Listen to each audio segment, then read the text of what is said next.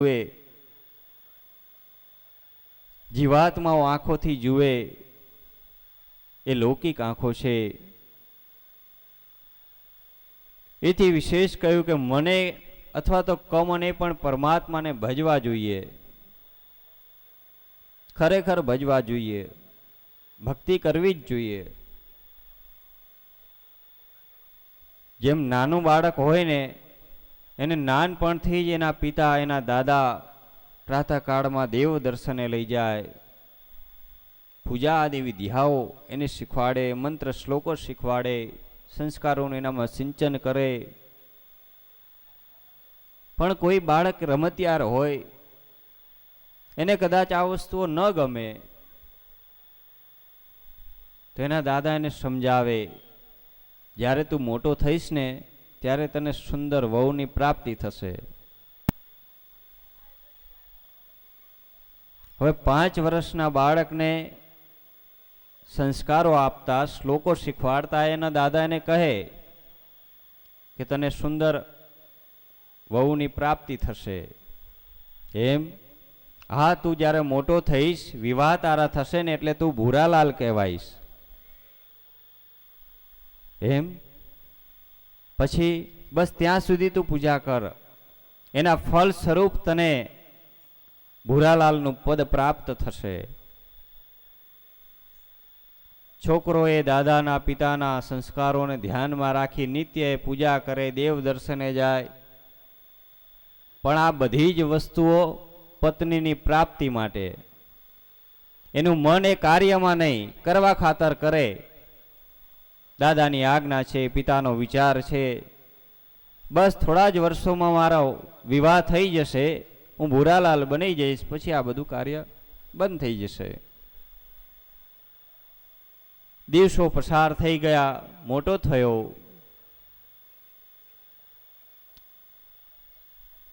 સમાજની અંદર સંસ્કારી અને પત્નીની પ્રાપ્તિ થઈ,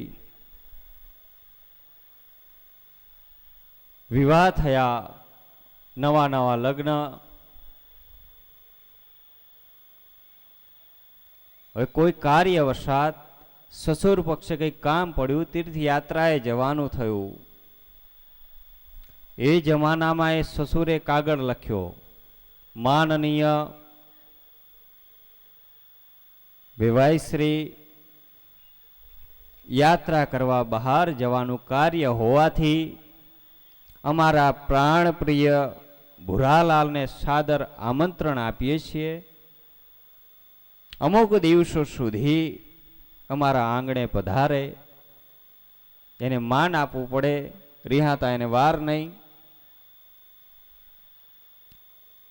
હવે કાગળ આવ્યો, ભૂરાલાલે પિતાને બચાવ્યો. હવે વિવાહ સારા હોય, સંબંધો સારા હોય, નવા નવા લગ્ન થયા હોય, જમાઈને મૂકવો તો પડે જ. દીકરી જમાઈ બેવને મૂક્યા છે, જાઓ. સસુર એ પણ તમારા પિતા છે, એની સેવા કરજો.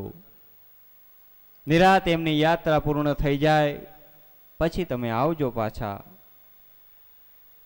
ભૂરાલાલ મનોમન વિચાર કરે, હવે બરાબર છે, સસુરના ઘરે તો નિરાતે જમીશું, ફરીશું, પૂજા તો નહીં કરવી પડે ને. જીવનની અંદર પૂજાથી એટલો બધો એ કંટાળી ગયેલો. આવ્યા ભૂરાલાલ સસુરને ત્યાં, ગામ આખાની અંદર ચર્ચા થઈ ગઈ, જમાઈ આવ્યા, જમાઈ આવ્યા. સૌથી વધારે આનંદ એની સાસુને. એને તો અનેક પ્રકારની રસોઈઓ બનાવી, દૂધપાક બનાવ્યા, પૂરીઓ બનાવી. એ જમાઈ રાજ, તમે આવ્યા, ખૂબ સારું કર્યું, થાકી ગયા હશો, આપના માટે હું ગરમા ગરમ પૂરી બનાવું, ભોજન લઈ લો, પછી નિરાતે આપણે વાતો કરીશું. ભલે માતા. અને આજ ભૂરાલાલને જમવા બેસાડ્યા. એટલું વધુ ગરમા ગરમ ભાવથી સાસુમાં પીરસતા જાય, પીરસતા જાય. અને આ ભૂરાલાલ કોઈ જ ગણતરી વર ખાતા જ જાય, ખાતા જ જાય.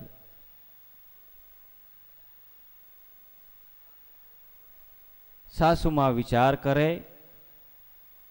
હે જમાઈરાજ, આગ્રહ કરી કરીને એને પીરસે. અરે આટલું તો ખાવું જ પડે ને, તમારા માટે જ બનાવ્યું છે, એમ આપી દો ત્યારે. વરી પાછું એ લઈ લે, વરી પાછો ખાવા માંડે. રસોડાની અંદર જે લોટ બાંધ્યો હતો ને એ પૂરો થવા આવ્યો. સાસુમાં વિચાર કરે કે હવે જો માંગશે ને તો ક્યાંથી લાવીશ, એટલે જઈને બાજુમાં બેસીને કહેવા લાગ્યા, અરે જમાઈરાજ, અમારે ત્યાં એવો રિવાજ કે જ્યારે જમવાનું અડધું થાય ને એટલે પાણી પીવે. ત્યાં તો આ ભૂરાલાલ બોલ્યા, પણ હે માં, અડધું તો થાય હજી. આખા ઘરની બધી રસોઈ પૂરી થઈ ગઈ, ત્યાં સુધી એ ભૂરાલાલનું અડધું ન થયું.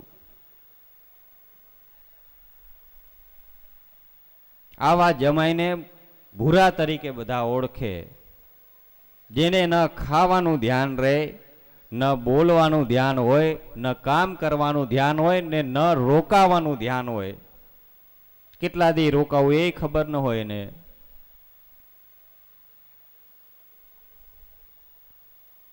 હવે સાસુ અને સસુર તો બીજું જમાઈને શું કહે, પ્રેમથી જમાડ્યા. પ્રાતઃકાળ થયો એટલે કહેવા લાગ્યા, જમાઈરાજ, તીર્થયાત્રાએ જઈએ છીએ અને આપને એક સેવા સોંપીએ છીએ. બીજું કંઈ ન કરો તો કંઈ નહીં, પણ તમારા સસુરની અનેક વર્ષોથી આ ઠાકોરજીની જે પૂજા છે ને એને તમે અખંડ રાખજો.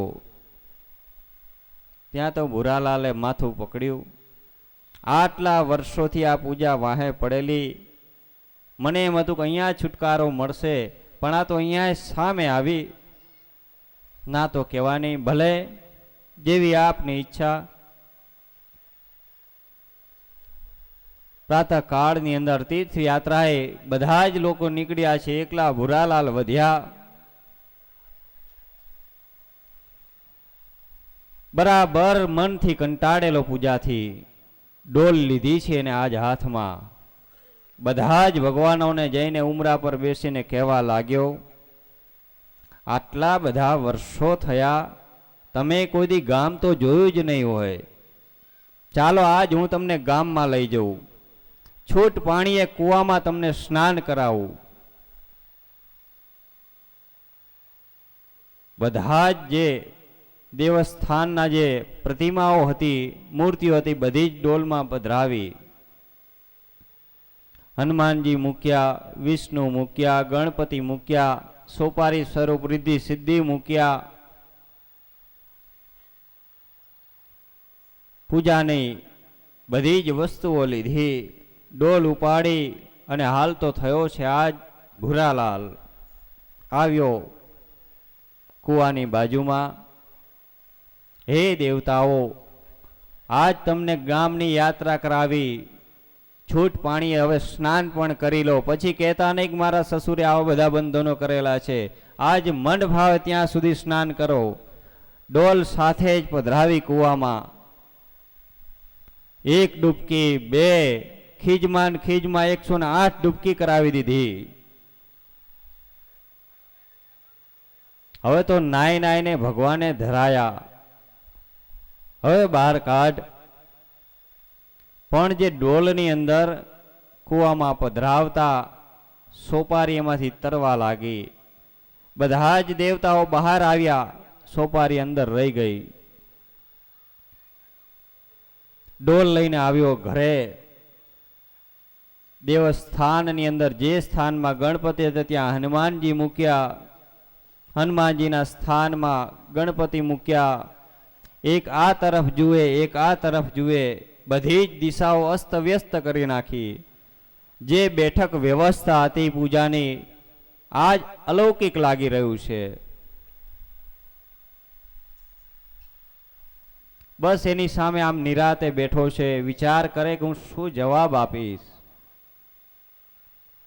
ત્યાં તો તીર્થયાત્રાએથી સાસુ અને સસુર આવ્યા છે. બુરાલાલે ઊભો થઈ પ્રણામ કર્યો, પણ મુખ ઉપર આનંદ નથી. સાસુમાં પૂછવા લાગ્યા, અરે જમાઈ રાજ, આપને એકલામાં કઈ તકલીફ પડી? ના માતા, મને કોઈ તકલીફ નથી. સસુરજી એટલો બધો ઠાકોરની સેવા કરવા વાળો, આવત હવે તરત જ ઠાકોરજીના રૂમના દર્શન કરવા જાય, દેવાલયમાં જઈને જુએ, ત્યાં તો આજ નહીં વર્ષો જૂની દેવાલયની વ્યવસ્થા આજ ખોરવાયેલી લાગી. બોલાવ્યા છે ભુરાલાલને, આવો, તમે આ કેવું પૂજન કર્યું? તમને પૂજા કરતા નથી આવડતી? અરે પિતાજી, આપને હું શું કહું, હું તો પ્રેમથી એમને નવડાવવા માટે છૂટ પાણીએ કૂવામાં લઈ ગયો હતો, પણ ન જાણે કેમ ગણપતિ અને રિદ્ધિ સિદ્ધિનો ઝઘડો થયો અને રિદ્ધિ સિદ્ધિ આજ કૂવામાં જ રહી ગયા. એના શોકના કારણે આ બધા જ દેવો એકબીજાના તરફ મોઢા ફેરવીને વિલાપ કરીને બેઠા છે. આવા ભુરાલાલ હોય તો ખરેખર ભક્તિ માટે પૂજા એની પાછળ પડે અને પડવી જ જોઈએ. મને કમને પણ એ પ્રભુને ભજવા જોઈએ. આવું સુંદર પરમાત્માનું ભજન, એની ભક્તિ. પરીક્ષિત રાજા સુખદેવના મુખેથી કથા શ્રવણ કરે છે પોતાના ઈષ્ટદેવની.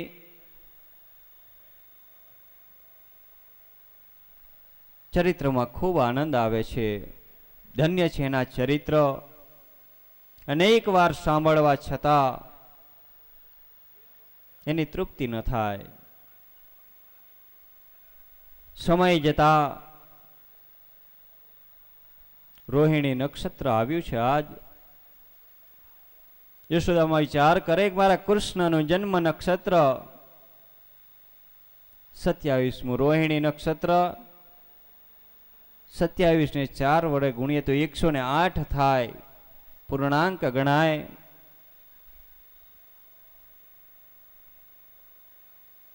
અને આજ કૃષ્ણને પ્રાતઃ કાળની અંદર શૃંગાર સજાવવા માતા તૈયાર થઈ છે. વાત વાતની અંદર જેને ઉત્સવ કરવાનો ઉમંગ હોય એનું નામમાં પડખું ફેરવે તો પણ ઉત્સવ, જન્મ નક્ષત્ર આવે તો પણ ઉત્સવ.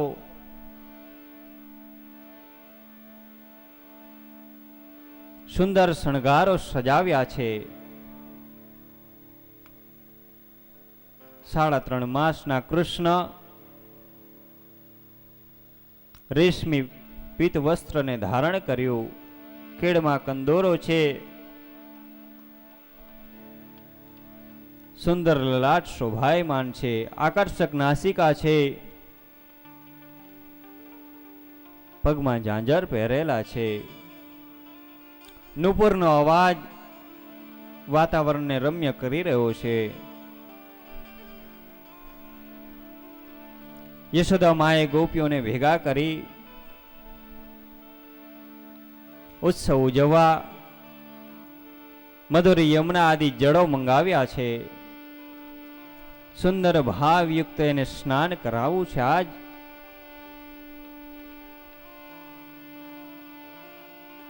અનેક ગોપીઓ આવી છે. કૃષ્ણનો ઉત્સવ હોય અને ગોપીઓ ન હોય, ગોપ બાળકો ન હોય, બ્રાહ્મણો ન હોય, કેવી રીતે ગણાય? બધા જ લોકો તૈયાર થયા છે. વહેલી સવારના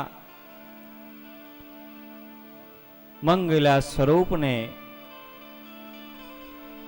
હૃદયની અંદર પધરાવી મા યશોદાએ બાલકૃષ્ણને સ્નાન કરાવવાની તૈયારીઓ કરી છે. યમુના જળમાં કેસર ઘોળી સ્નાન કરાવો શામળા. યમુના જળમાં કેસર ઘોળી સ્નાન કરાવો શામળા. હળવે હાથે અંગો ચોળો